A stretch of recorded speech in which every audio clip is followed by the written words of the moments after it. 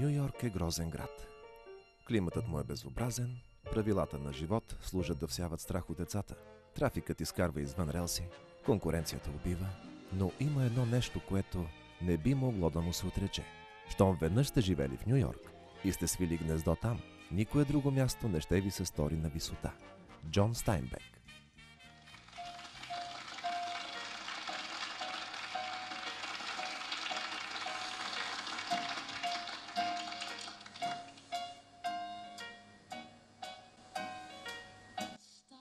Имам чувството, че за повечето хора Ню Йорк е чужда вселена. Те идват тук сякаш да направят големия скок. Опасно гмуркане в море, което ври от красивия кули. Всеки ден пълни автобуси и влакове на метрото изсипват на Таймс Скуер хиляди туристи, за да се потопят в онова, което ще бъде преживяването на живота им. Обиколката на бродуейските зрелищни спектакли.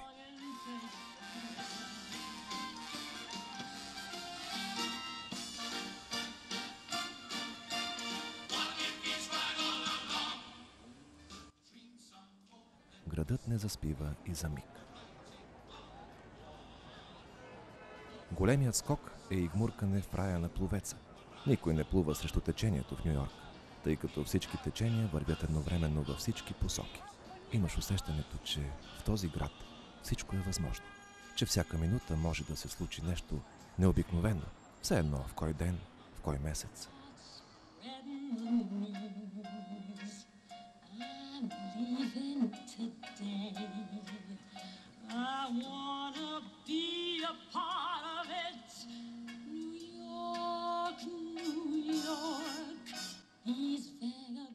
Ню Йорк безспорно притежава огромен потенциал и същевременно този метрополис демонстрира всички признаци на безразсъдството. Не град, а населено живо тяло. Млад град, който бленува за минало, но странен парадокс. Руши всичките си устои, преди още да ги е създал. Ню Йорк добива сегашния си облик и внушителни измерения, минавайки през поредица от кризи на растеж и опустошение. Когато остров Манхатън започва да се задъхва от липса на свободна площ, строителите преценяват, че решението е да обърнат взор нагоре и създават вертикален град. Редом с това, разширяването продължава, докато през 1898 година са погълнати 4-те съседни селища и се оформя голям Ню Йорк. Мегаполисът достига стадий на максимално разрастване. Пространството е оползотворено. Ресурсите са експлоатирани до краен предел. И изведнъж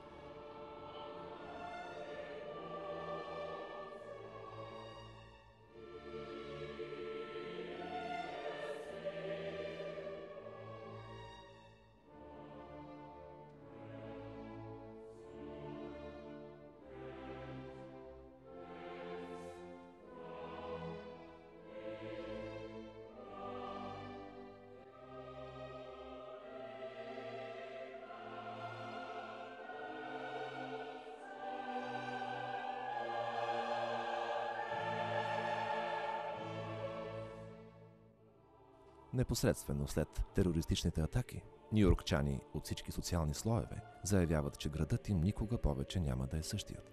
Това тепърва ще се види и установи.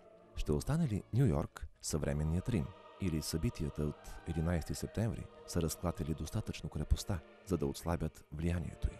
Ще се умее ли да се предопредели, ако хегемонията му рухне? 2001 година сякаш отбелязва внезапния завършек на 20 години невероятна икономическа експанзия. Впрочем, материалното възстановяване ще е действително сериозно предизвикателство, но несъмнено по-важно ще се окаже психологическото възстановяване на Ню Йорк.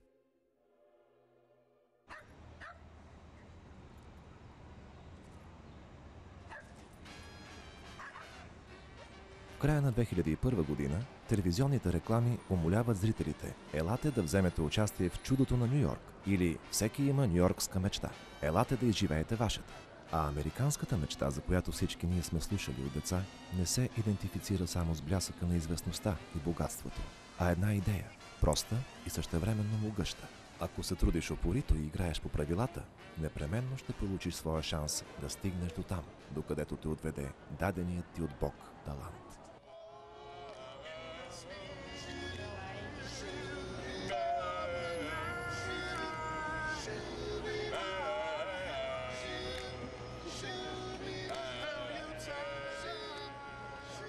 Ню Йорк, противно на повечето големи градове на планетата, се интересува единствено от настоящето и бъдещето си. Посред бурните спекулации на борсата с недвижими имоти най-важно значение има не това, което е било, а онова, което ще бъде. Всъщност, никой друг град в Америка не предлага толкова трамплини към успеха. Успеете ли тук, успели сте в целия свят.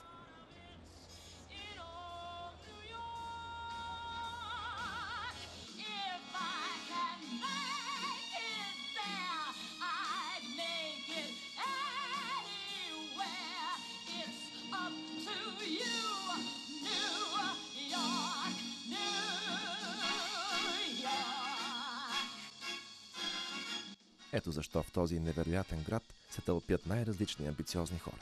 Този наплив от съвременни златотърсачи се смесва с разноликата тълпа от любопитни туристи. Представата на живот в розово с лъскави от блясъци, да познаеш успеха в Ню Йорк е все едно да постигнеш безсмъртие. Илюзията на известността, както знаем, е същински вирус, но стремглавото издигане във висините много често е последвано от внезапно сгромолясване в ада на забързаното ежедневие. Какво би бил Ню Йорк без емигрантите си? Великият комик на нямото кино Чарли Чаплин е един от тях.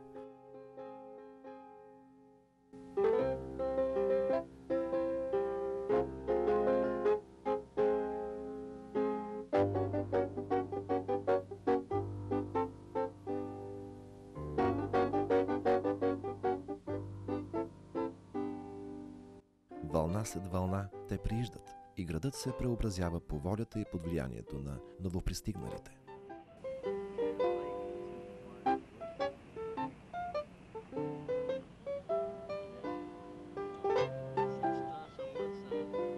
Момчето, което ни караше с велосипедната рикша, се оказа от Русия.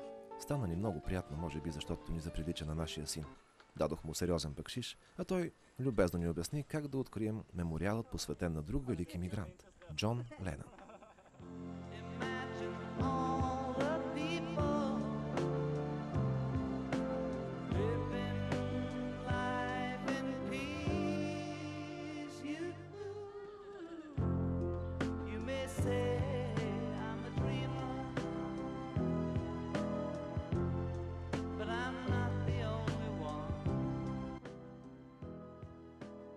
Никога не съм страдал от синдрома на американската мечта, но тайничко съм се надявал някой ден, кой знае кога, да имам възможност да надникна в някой от тези пишни театрални салони на Бродуей, в които се случвали невероятни спектакли, неподвластни на човешките представи.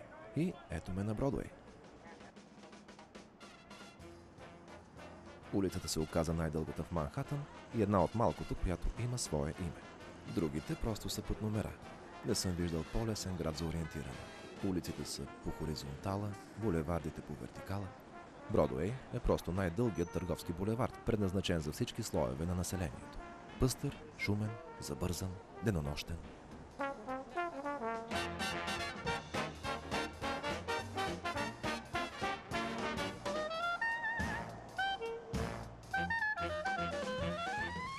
Да отидеш в Ню Йорк и да не се срещнеш очи в очи с статуята на свободата, е както да отидеш в Рим и да не посетиш Ватикан. Така че още първия ден хванахме съответното корабче от 42-а улица и тръгнахме на около Манхатановско пътешествие. Замисълът на най-характерния символ на Ню Йорк датира от 1865 година в Париж. Високата 44 метра статуя се възправя на американска земя през 1886 година, а факелът е запален благодарение на съвсем скорошното изобретение на Томас Едисон. Моряците са се оплаквали от прекалено силното сияние на факела, но тълпите изнурени преселници, идващи в новия свят, съзирали в тази светлина надежда за свобода и по-добър живот.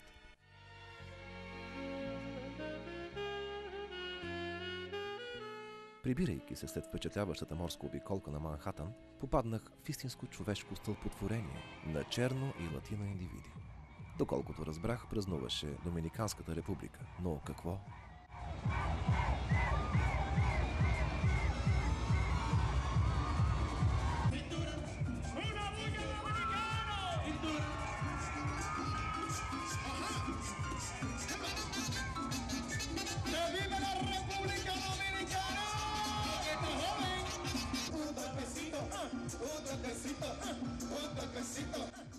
В един момент изпитах неприятното усещане, че съм сам, макар че около мен имаше хиляди хора. Но аз бях различен от тях. Или те бяха различни от мен. Може би така са се чувствали първите холандци, попаднали на тази земя, заобиколени от 15 000 индианци Лени Ленапе, които отначало ги гледали подозрително, а после неудържимо им се радвали. Мъничкият страх отстъпи пред любопитството и с все по-голямо удоволствие наблюдавах насладата на танцуващите и хаотичните опити на полицията да овладее положението. Полицията определено не скучае в този град. Сирените почти постоянно виеха. Пожарните се редуваха с линейки, а полицейските коли неизменно присъстваха в градския пейзаж. И тук не липсваха демонстрации за Тибет и конната полиция беше готова да влезе в действие.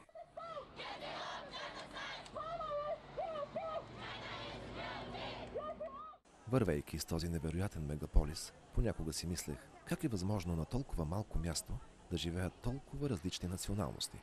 Буквално, тук е събран в умален мащаб целият свят. Кое ги обединява, кое ги кара да спазват едни и същи правила? Вероятно, полицията и съдебната система са на сериозно равнище. Но това достатъчно ли е? Някои ще ми отговорят, че в този начин на живот има сериозно участие религията. Да, религиозността отличава Америка от повечето други западни общества. Американците са християни, повечето протестанти и по-малко католици и евреи. Религиозността ги кара да гледат на света през призмата на доброто и злото. Наред с това е твърде важно и американското верою и усещането за мисионерство. Американците твърдо вярват, че упоритият труд е ключ към индивидуалния успех. През 18 век определят мисията си в новия свят от библейска гледна точка.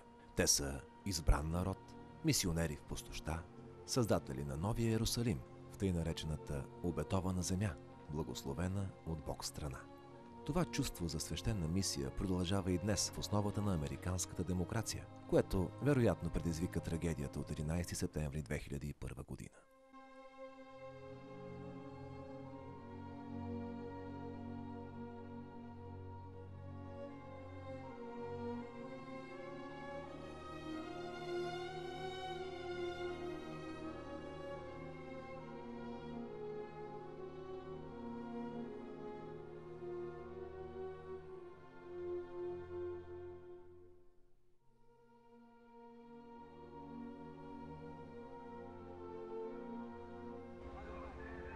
Сега руините са разчистени, отново се строи, язвата е заличена. Но хората продължават да се тълпят, сякаш не могат да повярват, че всичко това наистина се е случило, а не е просто част от поредния ефектен екшън, произведен в митологичния Холивуд. Зданията наоколо са нечовешко високи и хората инстинктивно се спускат към Батъри парк, вероятно да се измъкнат от този паноптикум, съграден от метал и стъкло, за да се насладят отново на светлината, строяща от статуята на свободата.